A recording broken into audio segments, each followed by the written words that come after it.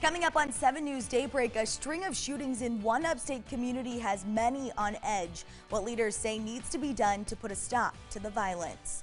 Plus, more hemp farmers are popping up in the upstate, why growers are hoping it will be the new cash crop. Where local news matters for Carolina's family. This is 7 News Daybreak.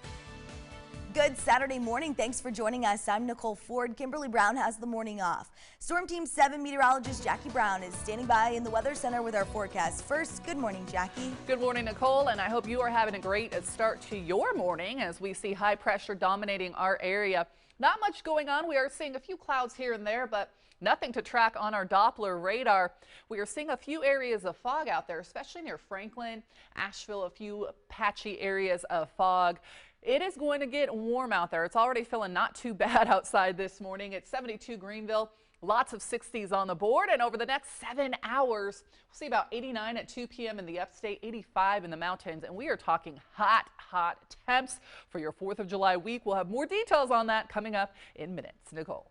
Thanks, Jackie. Now, new this morning, a few hours ago, President Donald Trump wrapped up the G20 summit in Japan with a press conference. He discussed a range of topics, touching on everything from international relations to politics and domestic issues back home in the U.S.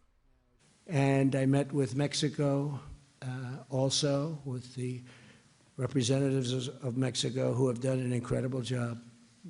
They've really stepped up to the plate. I appreciate it, and I want to thank them. They have 6,000 troops at their southern border by Guatemala, and it's very hard to come in now. And they just ordered, really it was somewhat of a surprise, 16,000 troops at our southern border.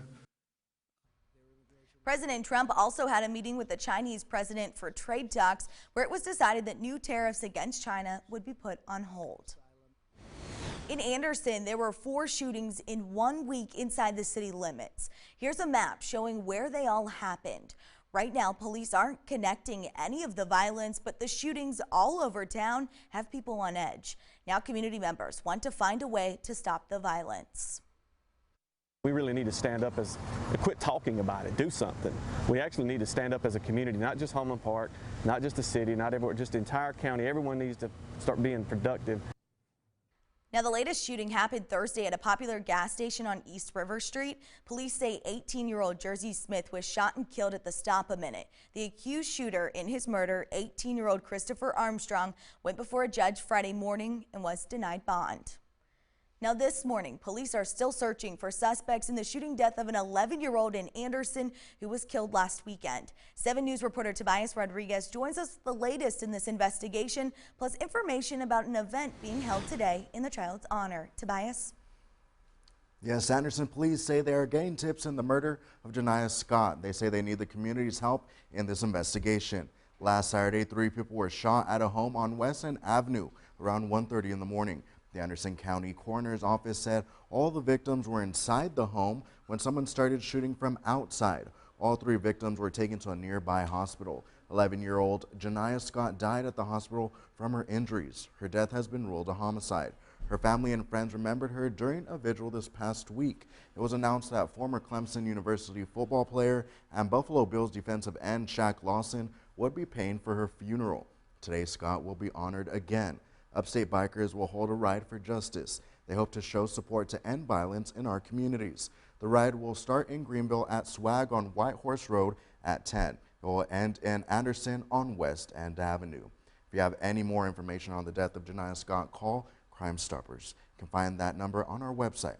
Reporting in the studio, Tobias Rodriguez, 7 News. Thanks, Tobias. Now in Pacolet, state agents charged a man with embezzling money from taxpayers. That money was to renovate a historic mill and turn it into a community center. Investigators say Callis Anderson converted more than $500,000 for his own use. The mayor of Pacolet says the money came from fundraising, grants, and a bond the town took out that increased taxes. He says they're going to have another contractor look to see how much it would cost to complete the mill's renovation. A chase that started in Greenville County ended with a crash in Pickens County. We're told officers attempted to pull over the suspect on Friday, but ended up chasing him across county lines. Officials say the car then went off the road and into a field, hitting a tree off Old Easley Bridge Road at Shady Acres. The driver was taken to the hospital for minor injuries. He will be taken into custody when he's released. We've now learned the identity of the person killed Thursday night in a Greenville shooting. The Greenville County coroner says Damani Barker was found dead at a home on Verner Springs Road. The sheriff's office is still investigating. No arrests have been made. A Greenville charter school is set to close in less than 3 weeks, and faculty there have filed a lawsuit claiming discrimination against their students. The lawsuit says the student body at Quest Leadership Academy is 96% black, with more than 90% living in poverty. The South Carolina Public Charter School District voted in May to revoke the charter for the school, citing poor performance as one of their many reasons. Certainly you don't have what I would call the patience or care to help young people who have historically not been helped in a way that would ensure a successful future for them. According to the South Carolina Public Charter School District, over the last 4 years, more students of color than ever before have enrolled in their schools. We have their full statement on our website, WSPA.com. Continuing coverage this morning, over 100 hemp farmers in South Carolina were approved to grow hemp for the 2019 season. Hemp is legal, but there are a lot of restrictions on it. 7 News reporter Ann Maxwell has more on the hemp industry and what it means to our state. These are hemp plants, and you might be thinking they look a lot like marijuana, but they're more like first cousins. One of the biggest differences is that hemp only contains trace amounts of THC, which is the component in marijuana that gets people high.